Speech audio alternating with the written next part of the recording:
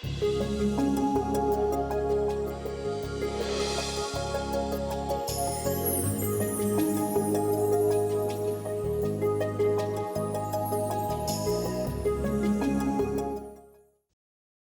പ്രേക്ഷകർക്ക് ഏവർക്കും നമ്മുടെ ഇന്നത്തെ എപ്പിസോഡിലേക്ക് ഏറ്റവും ഹൃദ്യമായ സ്വാഗതമരുളുന്നു.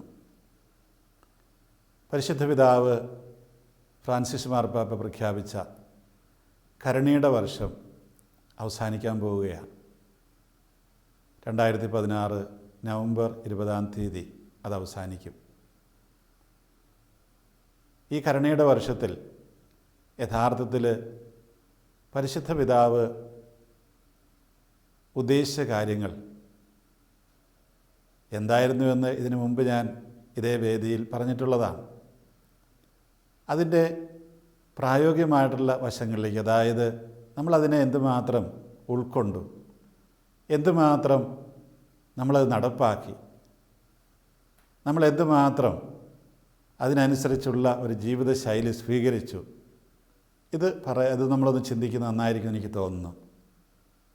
കാരണം മറ്റൊന്നുമല്ല, ഈ കരുണയുടെ വർഷത്തെക്കുറിച്ചൊക്കെ പറയുമ്പോൾ നമ്മൾ പലപ്പോഴും കുറേ കാരുണ്യ പ്രവൃത്തികൾ ചെയ്യുന്നതിനെ പറ്റിയും അതുപോലെ തന്നെ കരുണയുടെ കൊന്ത ചൊല്ലുന്നതിനെ പറ്റിയും അതൊക്കെയാണ് കൂടുതലായിട്ട് നമ്മുടെ മനസ്സിലേക്ക് വരിക. പക്ഷെ അതായിരുന്നു പരിശുദ്ധ പിതാവ് ആഗ്രഹിച്ച വസ്തുത. ഇതേക്കുറിച്ച് പറയുമ്പോൾ വിശുദ്ധ സുവിശേഷങ്ങളിൽ നിന്ന് ഒരു വാചകം നിങ്ങളുടെ മുമ്പിലേക്ക് കൊണ്ടുവരുവാൻ ഞാൻ ആഗ്രഹിക്കുകയാണ്. ലൂക്കായുടെ സുവിശേഷം 10-ാം അധ്യായം 37-ാം വാക്യം. അവനോട് കരുണ കാണിച്ചവൻ എന്ന് ആ നിയമജ്ഞൻ പറഞ്ഞു. യേശു പറഞ്ഞു, നീയും പോയി അതുപോലെ ചെയ്യുക. നല്ല ശമറിയാക്കാരൻ്റെ കഥ പറഞ്ഞിട്ടാണിത് പറയുന്നത്. അവിടെ കേവലം ഒരു വ്യക്തിയെ സംരക്ഷിച്ചു എന്നുള്ളതല്ല, അതിലുപരിയായിട്ട് ഒരു മനോഭാവത്തെക്കുറിച്ചാണ് കർത്താവ് പറയുന്നത്. അവിടെ പറയുന്ന കാര്യം, നിങ്ങളുടെ സ്വർഗസ്ഥനായ പിതാവ് കരുണയുള്ളവനായിരിക്കുന്നത് പോലെ നിങ്ങളും കരുണയുള്ളവരാകുക. നിങ്ങളുടെ സ്വർഗസ്ഥനായ പിതാവ് കരുണയുള്ളവനായിരിക്കുന്നത് പോലെ നിങ്ങൾ കരുണയുള്ളവരാകുക. മത്തായിയുടെ സുവിശേഷം 9-ാം അധ്യായം 13-ാം വാക്യം പറയും, ഞാൻ ആഗ്രഹിക്കുന്നത് ബലിയല്ല, കരുണയാണ്. അപ്പോൾ ഈ കരുണ ഏതാനും പ്രവൃത്തികളിൽ ഒതുങ്ങി നിൽക്കുന്നതല്ല, അതിലുപരിയായിട്ട് അതൊരു മനോഭാവമാണ്. ഒരു മനോഭാവം, കരുണയുടെ മനോഭാവം, അത് പിതാവായ ദൈവത്തിൻ്റെ മനോഭാവമാണ്.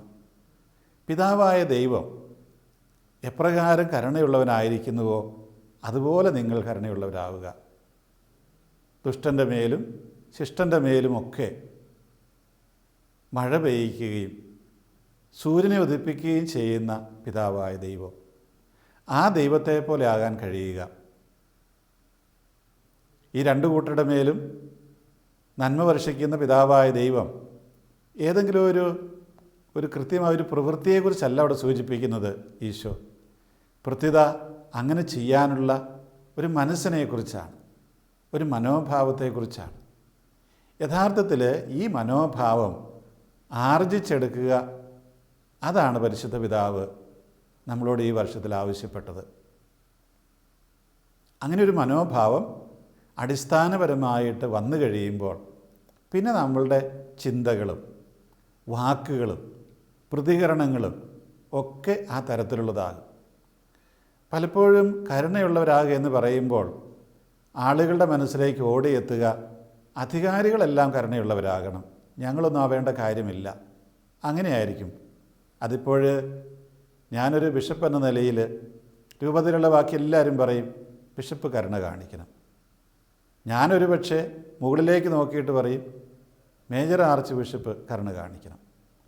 മേജർ ആർച്ച് ബിഷപ്പുമാർ പറയുമായിരിക്കും മാർപ്പാപ്പ കരുണ കാണിക്കണം. അങ്ങനെയല്ല. കരുണ എന്ന് പറയുന്നത് ഈശോയുടെ പ്രബോധനം സ്വീകരിച്ച് ഈ സഭയുടെ സന്താനങ്ങളായ എല്ലാവർക്കും ഉണ്ടായിരിക്കേണ്ട മനോഭാവമാണ്. അത് ഓരോ തരത്തിലും ഓരോ തലത്തിലുമുള്ളവർക്ക് ഓരോ തരത്തിലായിരിക്കും. കരുണ കാണിക്കുക എന്ന് പറയുമ്പോൾ അതിനർത്ഥം എല്ലാ തിന്മകളും കണ്ണടച്ച് സ്വീകരിക്കുക എന്നുള്ളതല്ല, എന്ത് ചെയ്താലും മിണ്ടാതിരിക്കുക എന്നുള്ളതല്ല, ശിക്ഷണം കൊടുക്കാതിരിക്കുകയും ശിക്ഷിക്കുകയും ചെയ്യാതിരിക്കുക എന്നുള്ളതല്ല കരുണ. കരുണയെന്ന് പറയുന്നത് ഒരു നല്ല പിതാവ് തൻ്റെ മക്കൾ നന്നായിട്ട് വളർന്ന് നല്ലവരായിട്ട് സമൂഹത്തിൽ ദൈവത്തിനും മനുഷ്യർക്കും പ്രീതികരമായവരായി തീരുവാൻ ഇടയാക്കുന്ന തരത്തിലുള്ള ഒരു ശിക്ഷണം കൊടുക്കുന്ന പിതാവിനെയാണ് കരുണയുള്ള നല്ല പിതാവെന്ന് വിളിക്കുന്നത്. മക്കൾ ചോദിക്കുന്ന എല്ലാ കാര്യങ്ങളും വാങ്ങിച്ചു കൊടുക്കുന്ന, ചെയ്തു കൊടുക്കുന്ന ഒരു പിതാവ് കരുണയുള്ളവനാണെന്ന് പറയാൻ പറ്റില്ല. മക്കൾ രോഗം വരുമ്പോൾ മരുന്ന് കുടിക്കാതിരിക്കും, കൊച്ചുമക്കൾ. പക്ഷെ അവരെ നമ്മൾ നിർബന്ധിച്ച് കുടിപ്പിക്കും. ആ കുഞ്ഞിൻ്റെ ദൃഷ്ടിയിൽ തൻ്റെ പിതാവിന് പപ്പായിക്ക് കരുണയില്ല. അതുകൊണ്ടല്ല തന്നെ ഇത്രയൊക്കെ കഷ്ടപ്പെടുത്തി കഴിക്കുന്ന മരുന്ന് കുടിപ്പിക്കുന്നത്. അതുകൊണ്ടല്ലേ ഇങ്ങനെ വേദനിപ്പിക്കുന്ന കുത്തിവയ്പ്പിന് വിധേയമാക്കുന്നത്. അതുകൊണ്ടല്ലേ ഇഷ്ടമില്ലാത്ത ഓപ്പറേഷന് വിധേയമാക്കുന്നത്. ഒരുപക്ഷെ വേണ്ടി വന്നാൽ ആശുപത്രിയിലെ ICUവിൽ കിടക്കേണ്ടി വരും. അവിടെ ഒറ്റയ്ക്കാണ് കിടക്കുന്നത്, മാതാപിതാക്കൾ അവിടെ ഇല്ല. അപ്പോൾ ക്രൂരന്മാരായ മാതാപിതാക്കളായതുകൊണ്ടല്ലേ എന്നെ അവിടെ ഒറ്റയ്ക്കിട്ട് പോകുന്നത് എന്നൊക്കെ മക്കൾ ചിന്തിക്കാം. അപ്പോൾ അങ്ങനെയുള്ള അവസരങ്ങളിലെല്ലാം ഈ കുഞ്ഞിന് നന്മയുണ്ടാകുന്നത് എന്താണോ അത് ചെയ്യുന്ന ഒരു പിതാവിനെയാണ് നല്ല പിതാവെന്ന് വിളിക്കുന്നത്. അങ്ങനെയുള്ള പിതാവാണ് സ്വർഗസ്ഥനായ പിതാവ്. ആ പിതാവിൻ്റെ അടിസ്ഥാന മനോഭാവമാണ് കരുണയെന്ന് പറയുന്നത്. അപ്പോൾ എല്ലാ കാര്യങ്ങളും മക്കൾ ആവശ്യപ്പെടുന്ന രീതിയിൽ ചെയ്തു കൊടുക്കുന്നതല്ല, പ്രത്യുത അവർക്ക് നന്മയ്ക്ക്, അവരുടെ നല്ല ഭാവിക്ക് ആവശ്യമായ കാര്യങ്ങൾ ചെയ്തു കൊടുക്കുന്നതാണ് ആ കരുണയുടെ അടിസ്ഥാനമായിട്ട് നിലകൊള്ളുന്നത്. ഇതുതന്നെയാണ് വാസ്തവത്തിൽ ഓരോ ക്രൈസ്തവ വിശ്വാസിയെയും ഉത്ബോധിപ്പിക്കുന്നത് പരിശുദ്ധ പിതാവ്. ഇതുപോലെ നിങ്ങൾ കരുണയുള്ളവരാകണം. അപ്പോൾ ഈ കരുണയുടെ വർഷത്തിൽ നമ്മൾ ഇപ്രകാരം ഒരു മനോഭാവം ആർജിച്ചെടുത്തിട്ടുണ്ടെങ്കിൽ അതിൻ്റെ പ്രതിഫലനങ്ങളായിട്ടാണ് ബാക്കിയെല്ലാം വരേണ്ടത്. നമ്മുടെ കാരുണ്യ പ്രവൃത്തികളുണ്ട്, പ്രത്യേകിച്ച് മറ്റുള്ളവർക്ക് വേണ്ടി ചെയ്യുന്നത്. അതെല്ലാം നമ്മളിലുള്ള ഈ മനോഭാവത്തിൻ്റെ പ്രതിഫലനങ്ങളായിരിക്കണം. എങ്കിൽ മാത്രമേ അതിന് ശാശ്വതമായ ഒരു സ്ഥാനമുണ്ടാവുകയുള്ളൂ. അല്ലെങ്കിൽ ആ കരുണയുടെ പ്രവൃത്തിയോടുകൂടി അത് അവശേഷിച്ചു പോകും. നമ്മളിപ്പോൾ ഒരാളോട് സംസാരിക്കുമ്പോൾ കരുണയോടുകൂടി സംസാരിക്കുക എന്ന് പറഞ്ഞാൽ ചില സമയത്ത് കാർക്കശ്യം വേണ്ടി വരുന്നിടത്ത് കാർക്കശ്യം ഉപയോഗിക്കണം. അതാണ് കരുണ. കാരണം എന്താണ്? ഇങ്ങനെ കാർക്കശ്യം ഉപയോഗിക്കേണ്ടി വരുന്നിടത്ത് ഇവരുടെ പ്രവൃത്തി മൂലം സഹിക്കുന്ന മറ്റാരെങ്കിലും ഉണ്ടാകും. അപ്പോൾ അവരോട് കരുണ കാണിക്കുന്നതിൻ്റെ ഭാഗമായിട്ട് ഈ വ്യക്തിയോട്, തിന്മ ചെയ്ത വ്യക്തിയോട്, ഉപദ്രവം ചെയ്ത വ്യക്തിയോട് കാർക്കശ്യത്തോടെ സംസാരിക്കേണ്ടി വരും. അതെല്ലാം കരുണയുടെ ഭാവങ്ങളാണ്. അപ്പോൾ ഇത്തരത്തിലുള്ളൊരു മനോഭാവത്തിലേക്കാണ് പരിശുദ്ധ പിതാവ് നമ്മളെ വിളിച്ചത്. പ്രത്യേകിച്ച് അദ്ദേഹം പറഞ്ഞ 1-2 കാര്യങ്ങൾ എടുത്തു കാണിക്കാൻ ഞാൻ ആഗ്രഹിക്കുകയാണ്. അതിലൊന്നാണ് ഈ തീർത്ഥാടനമെന്ന് പറഞ്ഞത്. തീർത്ഥാടനമെന്ന് പറഞ്ഞത് അദ്ദേഹം കേവലം ഒരു തീർത്ഥാടന കേന്ദ്രത്തിലേക്ക് പോകുന്നതിനെക്കുറിച്ച് മാത്രമല്ല പറഞ്ഞത്. അതിലുപരിയായിട്ട് എനിക്ക് അപരനിലേക്ക് ഇറങ്ങിച്ചെല്ലുവാനുള്ള മനസ്സ് വന്നോ, ഞാൻ ഇറങ്ങിച്ചെന്നോ? അപരൻ ആരാണ്? ആവശ്യമുള്ളവൻ, എന്തെങ്കിലുമൊക്കെ ആവശ്യമുള്ളവൻ. ആ അപരനിലേക്ക് ഞാൻ ഇറങ്ങിച്ചെന്നോ? ആ പോക്കിനെയാണ്, ആ ചെല്ലലിനെയാണ് അദ്ദേഹം തീർത്ഥാടനമെന്ന് വിളിക്കുന്നത്.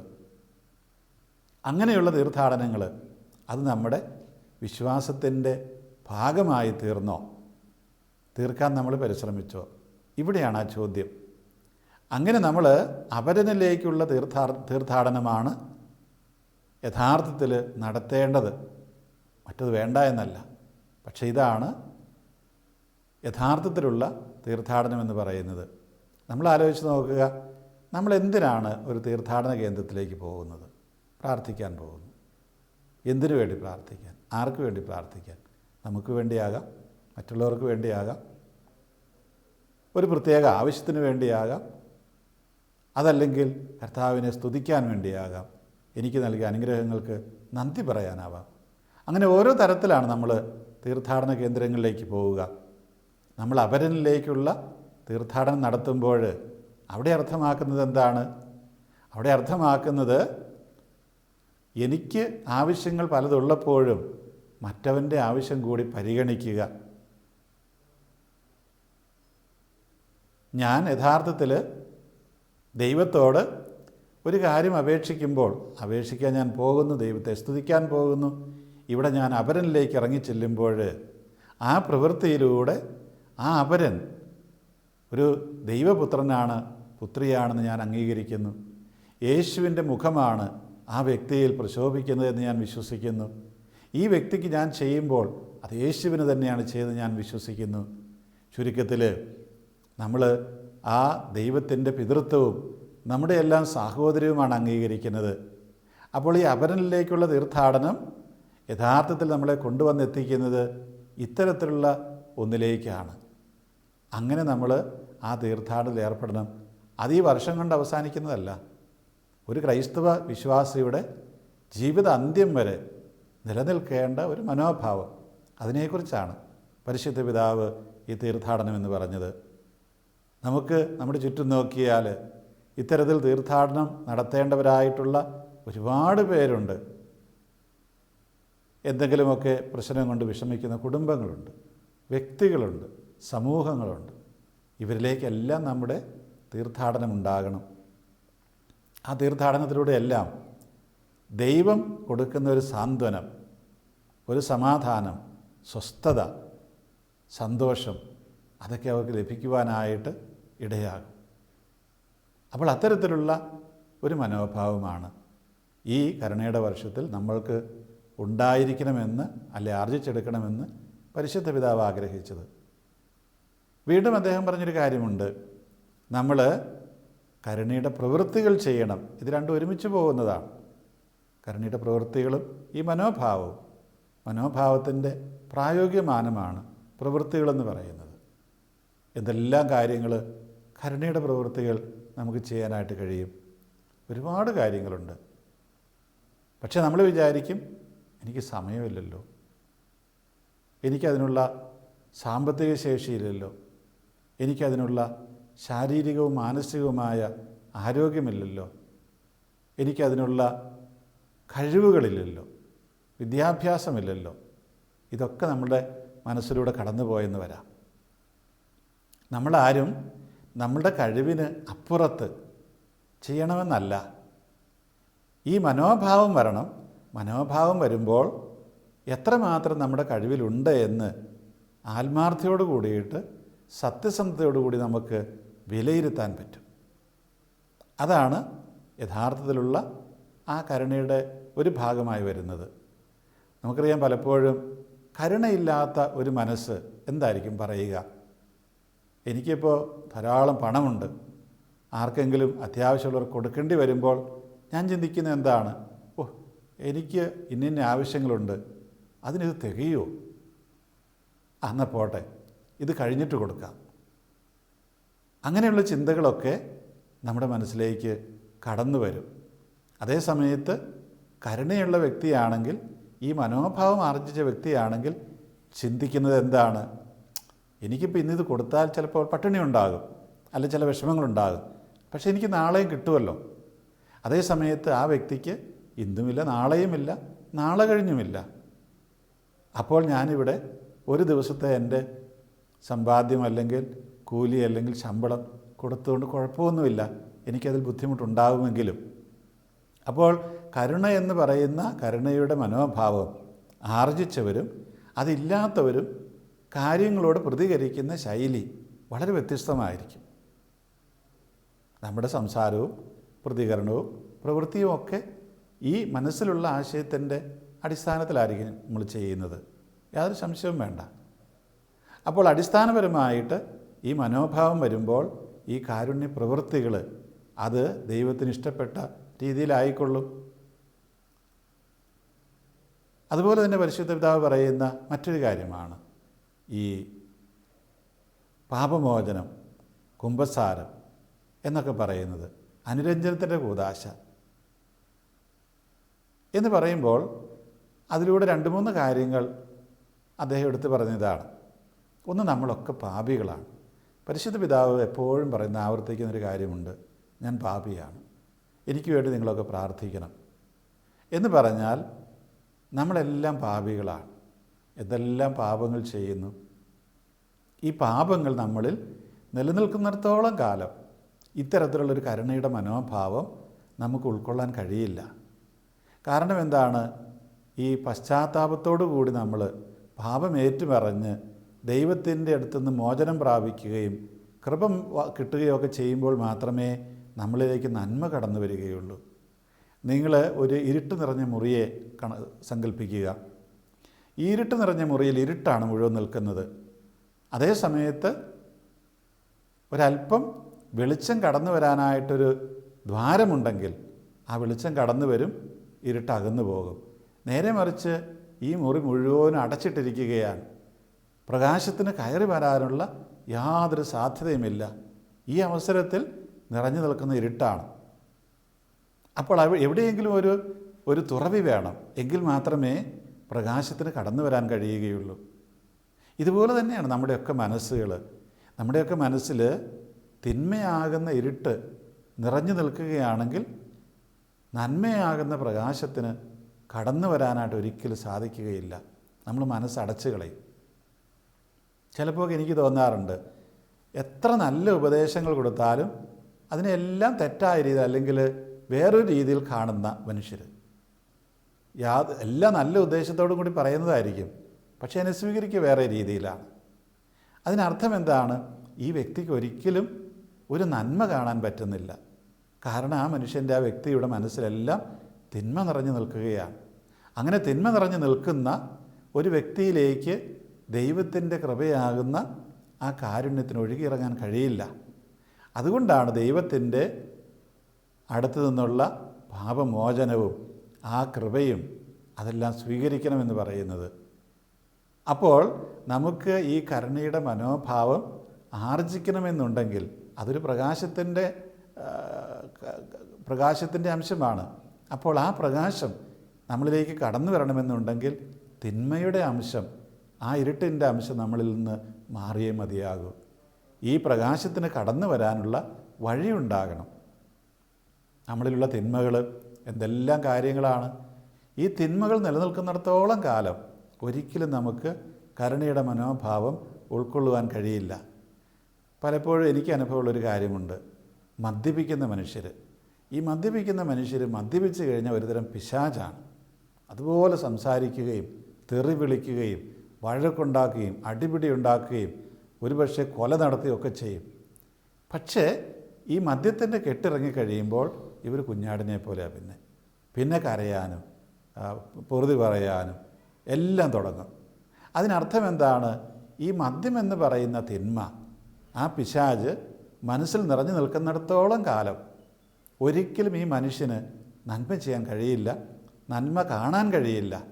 നേരെ മറിച്ച് അതെല്ലാം തീർന്നു കഴിയുമ്പോൾ സ്വാഭാവികമായിട്ടും ഇതെല്ലാം ചെയ്യാൻ കഴിയുന്നു. ഞാൻ ഒരുപാടൊന്നും ഇടവകളിലായിരുന്നിട്ടില്ല, പക്ഷേ ആയിരുന്ന ഇടവകളിലൊക്കെ ഇത്തരത്തിലുള്ള ഒരു അനുഭവങ്ങൾ എനിക്കുണ്ട്. ചില മനുഷ്യരുണ്ട്, അവർ കുടിച്ചു കഴിഞ്ഞാൽ അച്ഛനെ തെറി വിളിക്കും. അതേ സമയത്ത് ഇതൊന്നും ഇല്ലാത്ത അവസ്ഥയിലാണെങ്കിൽ അച്ഛനെ ആരെങ്കിലും തെറി വിളിച്ചാൽ അവനെ തെറി വിളിക്കും.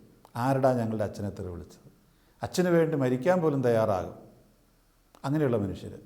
അപ്പോൾ അവരിലുള്ള നന്മ ഈ മദ്യം എന്ന് പറയുന്ന തിന്മയുള്ളിടത്തോളം കാലം പുറത്തേക്ക് വരാൻ കഴിയില്ല. അപ്പോൾ പുറത്തേക്ക് വരുന്നത് വിശുദ്ധ പൗലോസ്ലീഹ പറയുന്നത് പോലെ പ്രവർത്തിക്കുന്നത് ആരാണ്? ഞാനല്ല. ഞാൻ ആഗ്രഹിക്കുന്ന നന്മയല്ല ഞാൻ ചെയ്യുന്നത്, പ്രത്യുത ഞാൻ ആഗ്രഹിക്കാത്ത തിന്മയാണ്. ആ തിന്മ പ്രവർത്തിക്കുന്നത് എന്നിലുള്ള പാപമാണ് എന്ന് പൗലോസ് പറയും. ആ പാപം എന്താണ്? ഈ കിടക്കുന്ന മദ്യമാണ്. അതുകൊണ്ട് നമ്മൾ ഇങ്ങനെയുള്ള കാര്യങ്ങളിലേക്ക് കടന്നു ചെല്ലുമ്പോൾ ഓർക്കുക, ഈ പാപമോചനം നടത്തി നമ്മളിൽ പ്രസാദപരമുണ്ടാവാതെ, ദൈവത്തിൻ്റെ കൃപ നിറയാതെ ഒരിക്കലും നമുക്ക് ഈ കാരുണ്യത്തിൻ്റെ മനോഭാവം ആർജിച്ചെടുക്കുവാനായിട്ട് സാധിക്കുകയില്ല.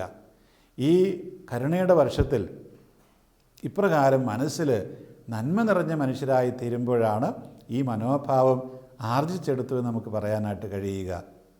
ഈ മനസ്സ് മുഴുവൻ തിന്മ നിറഞ്ഞു നിൽക്കുന്നവർ, മറ്റുള്ളവരുടെ സമ്പത്ത് കണ്ടിട്ട് അസൂയപ്പെടുന്നവർ, മറ്റുള്ളവരുടെ ഉയർച്ച കണ്ടിട്ട് സഹിക്കാൻ പറ്റാത്തവർ, അവരെക്കുറിച്ച് അപഖ്യാതി പറഞ്ഞു വരുത്തുന്നവർ, അതല്ലെങ്കിൽ അവരെ പറ്റിക്കുവാൻ വേണ്ടിയുള്ള വഴികൾ ആലോചിക്കുന്നവർ, അവരുടെ യശസ്സ് കിടത്താൻ വേണ്ടി എന്തെങ്കിലുമൊക്കെ പറഞ്ഞു പിടിപ്പിക്കുന്നവർ, ഏഷണി പറയുന്നവർ, ഇവരുടെ ഒന്നും ഹൃദയത്തിലേക്ക് ഈ കരുണയുടെ ഭാവം കടന്നു വരില്ല. ആ കരുണയുടെ ഭാവം കടന്നു വരാൻ ഇതെല്ലാം മാറിയേ മതിയാകൂ. അതിനുള്ള മാർഗമായിട്ടാണ് പരിശുദ്ധ പിതാവ് ഈ കുമ്പസാരത്തെയും പാപമോചനത്തെയും ഒക്കെ അവതരിപ്പിക്കുന്നത്. പ്രിയമുള്ളവരെ, നമുക്കറിയാം, ഇപ്രകാരമുള്ള ഒരു മനോഭാവം നമ്മൾ ആർജിച്ചെടുത്ത് കഴിയുമ്പോൾ ഈശോ പറഞ്ഞതുപോലെ നമുക്കും പറയാൻ കഴിയും, ആ സ്വർഗസ്ഥനായ പിതാവിനെ പോലെ, എൻ്റെ പിതാവിനെ പോലെ ഞാനും കരുണയുള്ള വ്യക്തിയായി തീർന്നുവെന്ന്. അങ്ങനെ കരുണയുള്ളവരാകുമ്പോഴാണ് നമ്മൾ യഥാർത്ഥത്തിൽ ദൈവത്തിൻ്റെ മുഖം പ്രദർശിപ്പിക്കുന്നവരാകുന്നത്. നമുക്കറിയാം, നമ്മൾ ഉൽപ്പത്തിയുടെ പുസ്തകത്തിൽ വായിക്കുന്നത്, നമ്മളൊക്കെ സൃഷ്ടിക്കപ്പെട്ടിരിക്കുന്നത് ദൈവത്തിൻ്റെ ഛായയിലും സാദൃശ്യത്തിലുമാണ്. ആ ഛായയും സാദൃശ്യമെന്ന് പറയുന്നത് ഈ കരുണയാണ്. ഒന്ന്, പലതുണ്ട്, അതിലൊന്ന് ഈ കരുണയാണ്. അപ്പോൾ നമുക്ക് ആ ഛായയും സാദൃശ്യമൊക്കെ എപ്പോഴെങ്കിലുമൊക്കെ നഷ്ടപ്പെട്ടു പോകും. നമ്മളിലേക്ക് തിന്മ കടന്നു വന്ന് കഴിയുമ്പോൾ ആ ഛായ നഷ്ടപ്പെടും. നമ്മുടെ മുഖം എത്ര ഭംഗിയുള്ളതാണെങ്കിലും അതിൽ കരിയോയിൽ ഒഴിച്ചാൽ, അല്ലെങ്കിൽ മുഖത്ത് കരി വാരി തേച്ചാൽ ആ മുഖത്തിൻ്റെ ഭംഗിയെല്ലാം നഷ്ടപ്പെടുകയില്ലേ? ഇതുപോലെ തന്നെയാണ് നമ്മുടെ തിന്മകളെന്ന് പറയുന്നത്, പാപങ്ങളെന്ന് പറയുന്നത് നമ്മുടെ മുഖത്ത് നമ്മുടെ ആത്മാവിൻ്റെ മുഖത്ത് കരിവാരി തേക്കുന്നതാണ്. ആ കരിവാരി തേച്ച് കഴിഞ്ഞാൽ പിന്നെ അതിനൊരു ഭംഗിയും ഉണ്ടാവില്ല. അങ്ങനെയുള്ള ഒരു ഹൃദയത്തിൽ നിന്ന്, ഒരു മനസ്സിൽ നിന്ന്, ഒരു മുഖത്ത് നിന്ന് ഒരിക്കലും നന്മ പുറപ്പെടാൻ കഴിയില്ല.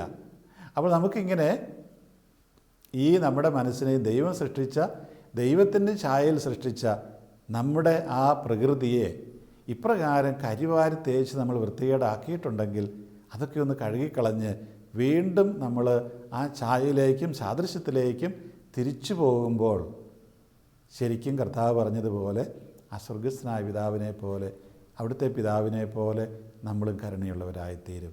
അപ്പോൾ ഇതെല്ലാം ബന്ധപ്പെട്ട് കിടക്കുന്ന കാര്യങ്ങളാണ്. നമുക്ക് ഏതെങ്കിലും ഒരു കാര്യം ചെയ്തുകൊണ്ട് മാത്രം ഈ കരുണയുടെ വർഷത്തെ കാണാനായിട്ട് കഴിയുകയില്ല. ഇതെല്ലാം പരസ്പരം ബന്ധപ്പെട്ട് കിടക്കുന്നതാണ്. അങ്ങനെ നമ്മളിൽ നന്മയുടെ അംശം, കൃപയുടെ അംശം വർദ്ധിച്ചു കഴിയുമ്പോൾ തീർച്ചയായിട്ടും ഈ മനോഭാവം നമ്മളിൽ രൂഢമൂലമാകും. അത് വേര് പിടിക്കും. അത് പിന്നീട് നമ്മുടെ വാക്കുകളിലേക്കും നമ്മുടെ പ്രവൃത്തികളിലേക്കും പ്രതികരണങ്ങളിലേക്കും ഒക്കെ വ്യാപിച്ചുകൊള്ളും. അതിന് പ്രത്യേകിച്ചൊരു ശ്രമം അല്ലെങ്കിൽ ഒരു എഫർട്ട് ആവശ്യമില്ല. അത് നമ്മുടെ രണ്ടാം പ്രകൃതിയായി മാറുന്നു. നമുക്കറിയാം, ചില പിള്ളേരുണ്ട്, കൈനഖം കടിച്ചുകൊണ്ടിരിക്കുക ഏത് നേരവും. കുറേ കഴിയുമ്പോൾ അതൊരു രണ്ടാം പ്രകൃതിയായി മാറും. ഇതുപോലെ തന്നെയാണ് നല്ല പ്രവൃത്തികളും, അത് രണ്ടാം പ്രകൃതിയായി മാറും. അപ്പോൾ അങ്ങനെയുള്ളൊരു രണ്ടാം പ്രകൃതിയായിട്ട് ഈ കരുണയുടെ വർഷത്തിൽ നമുക്കൊക്കെ രൂപാന്തരമുണ്ടാകണം. കരുണ നമ്മുടെ മുഖമുദ്രയായിട്ട് മാറണം. എനിക്ക് നിങ്ങളോടെല്ലാം അഭ്യർത്ഥിക്കുവാനുള്ള ഇതാണ്, നമ്മുടെ പ്രവർത്തനങ്ങളെയും നമ്മുടെ സംസാരങ്ങളെയും നമ്മുടെ പ്രതികരണങ്ങളെയും എല്ലാം ഇതിൻ്റെ പശ്ചാത്തലത്തിൽ ആക്കിയെടുക്കാനായിട്ട് പരിശ്രമിക്കാം. ഈ കരുണയുടെ മനോഭാവത്തിൻ്റെ പശ്ചാത്തലത്തിൽ അങ്ങനെ വരുമ്പോൾ ആ പരിശുദ്ധ പിതാവ് പ്രഖ്യാപിച്ച ഈ കരുണയുടെ വർഷത്തിന് അർത്ഥമുണ്ടായിത്തീരും.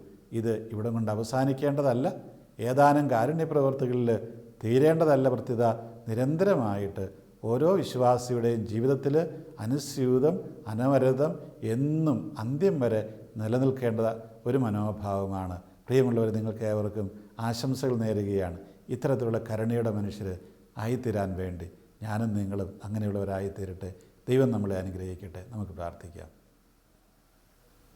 കാരുണ്യവാനായ പിതാവേ, സ്വർഗസ്ഥനായ ഞങ്ങളുടെ പിതാവേ, നീ കരുണയുള്ളവനായിരിക്കുന്നത് പോലെ ഞങ്ങളും കരുണയുള്ളവരാകണമെന്ന് ഈശോ ആവശ്യപ്പെടുന്നുവല്ലോ. ഞങ്ങളെ ഓരോരുത്തരെയും നിൻ്റെ ആ കരുണയുടെ മുഖങ്ങളാക്കി മാറ്റണമേ. ഞങ്ങളിലുള്ള തിന്മകളെല്ലാം മാറ്റി നിൻ്റെ ഛായയിലും സാദൃശ്യത്തിലും വീണ്ടും ഞങ്ങളെ ആക്കിത്തീർത്ത് ആ കരുണയുടെ മുഖം കൂടുതൽ പ്രകാശിതമാകുവാൻ കൃപയാകണമെന്ന് പ്രാർത്ഥിക്കുന്നു. ഞങ്ങളുടെ കർത്താവ് ഈശോ മിശിഹാ വഴി ഈ പ്രാർത്ഥന നിനക്ക് ഞങ്ങൾ സമർപ്പിക്കുന്നു. ആമേൻ.